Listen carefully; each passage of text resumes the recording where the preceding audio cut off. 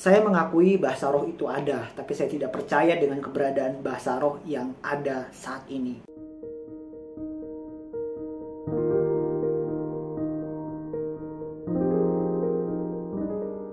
Shalom teman-teman yang diberkati dan beruntung.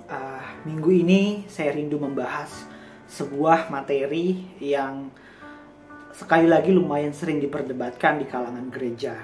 Saya paham apa yang akan saya sampaikan ini nanti mungkin tidak semua teman-teman bisa menerima dengan apa yang saya sampaikan, atau lebih tepatnya di sini saya akan memberikan kesaksian saya tentang materi ini, dan kita akan sama-sama membahas tentang bahasa roh. Saya akui dulu saya merupakan orang yang tidak percaya dengan yang namanya bahasa roh. Atau lebih tepatnya saya bukan tidak percaya, tapi saya tidak mengakui bahasa roh yang ada saat ini. Sebelumnya saya tertanam di sebuah gereja konvensional. Dan dari gereja tersebut saya diajarkan kalau bahasa roh itu ada, tapi tidak seperti yang ada saat ini gitu ya. Dan saya diberi penjelasan seperti ini. Kalau orang berbahasa roh, mestinya harus ada yang bisa menafsirkan. Karena apa gunanya bahasa roh itu disebutkan kalau tidak ada yang mengerti, seperti yang tertulis di dalam 1 Korintus 14. Saya setuju. Jadi ketika saya masih tertanam di gereja konvensional saat itu, dan saya mengakui bahasa roh itu ada, tapi saya tidak percaya dengan keberadaan bahasa roh yang ada saat ini. Karena berdasarkan 1 Korintus 14 ayat 13 seperti ini bunyinya.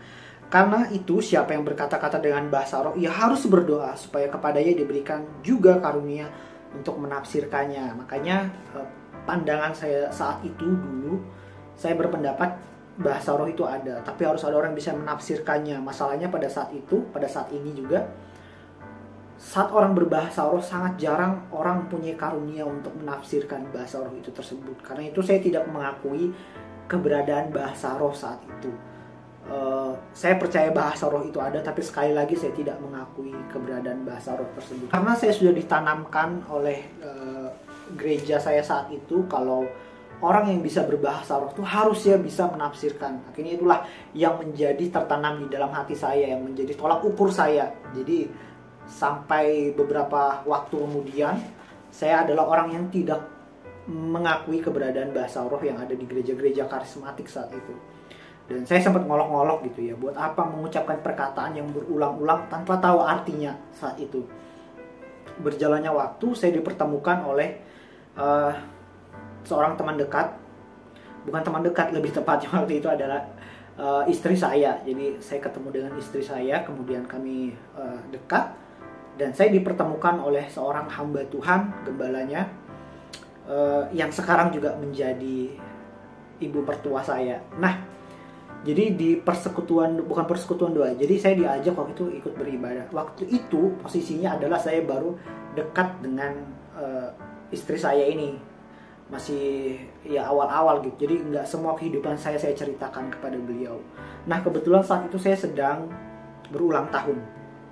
Kemudian istri saya ini waktu itu ngajak, sudah ayo ke rumah kita, ibu mau mendoakan gitu ya. Ibu mertua saya, ibunya dia. Jadi saya didoakan. Saya awalnya ngikut-ngikut aja gitu ya, karena mereka juga gereja karismatik kan, Pentakosta, mengakui keberadaan bahasa roh. Nah, waktu saya ikut ibadahnya, pertama ibadah dulu. Waktu saya ikut ibadah, saya dengar mereka seperti biasa menyembah. Kemudian beberapa saat kemudian ada orang berbahasa roh. Dan bahasa rohnya itu adalah bahasa yang tidak pernah, nggak sama dengan bahasa yang pernah saya dengar gitu lah. Kalau bahasa roh yang sering saya dengar kan pengulangan kata-kata gitu ya. Tapi di tempat ini saya mendengar seperti berbicara dalam bahasa tertentu, tapi saya nggak tahu bahasa apa gitu ya. Ada kosakatanya yang banyak.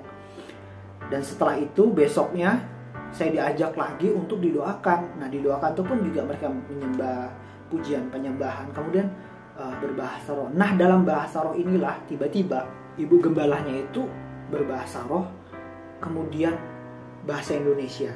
Dia menerjemahkan bahasa roh yang barusan dia ucapkan. Awalnya saya ragu. Tapi pada saat itu sekali lagi saya baru dekat dengan istri saya, jadi nggak semua kehidupan saya ceritakan ke istri saya. Tapi tiba-tiba pada saat saya didoakan, ibu gembala itu pakai bahasa roh kemudian menerjemahkannya, dan dia mengungkapkan segala isi hati saya. Waktu itu saya masih baru-baru lulus dan masih belum dapat pekerjaan yang tetap. Saya mempunyai rasa iri kepada teman-teman yang sudah kerja. Dan pada saat itu disampaikan oleh ibu gembala ini, suara Tuhan itu melalui bahasa roh kemudian diterjemahkan, kamu gak usah iri dengan rekan-rekan kerjamu yang lain. Pokoknya apapun yang saya tidak pernah ceritakan kepada istri saya waktu itu, tiba-tiba bisa diungkapkan oleh ibu gembala ini. Padahal saya juga baru kenal sama ibu gembala itu. Saya kan cuma dekat sama anaknya, saya gak dekat sama ibu gembala ini. Tapi dari mana ibu gembala ini tahu kalau isi hati saya? Dari mana ibu gembala ini tahu isi hati saya kalau bukan karunia dan pernyataan Roh Kudus? Sejak saat itu saya mulai belajar, saya mulai merendahkan diri. Saya bilang ke Tuhan, Tuhan ampuni saya kalau dulu saya bodoh menghakimi orang-orang yang berbahasa roh. Tapi saat ini Tuhan, saya mau belajar. Nah, sejak saat itu dalam ibadah persekutuan inilah saya mengenal bahasa roh. Di dalam 1 Korintus 14 itu teraplikasikan. Jadi pandangan saya tentang bahasa roh pada saat sebelumnya saya mengakui bahasa roh asal ada yang bisa mengartikan. Nah, pada tiba-tiba Tuhan izinkan saya ketemu seorang hamba Tuhan yang bisa mengartikan bahasa roh. Dan bahasa roh di tempat ini mereka pun juga bukan bahasa roh yang kata yang diulang-ulang. Jadi di tempat ini bahasa rohnya seperti sebuah bahasa daerah, lebih tepatnya gitu. Tapi saya nggak tahu daerah apa gitu ya. Pokoknya ada kosakatanya gitu. Dan setelah kosakatanya ada, kemudian dijabarkan pengertiannya, dijabarkan kalau itu suara Tuhan yang akan disampaikan di bahasa Indonesia, akan ditafsirkan. Jadi yuk sama-sama kita belajar bagaimana bahasa roh itu seharusnya melalui 1 Korintus 14 ayat pertama sampai kelima dulu ya. Saya bacakan buat teman-teman semuanya. 1 Korintus 14 ayat yang pertama sampai yang kelima. Kejarlah kasih itu dan usahakanlah dirimu memperoleh karunia roh, terutama karunia untuk bernubuat.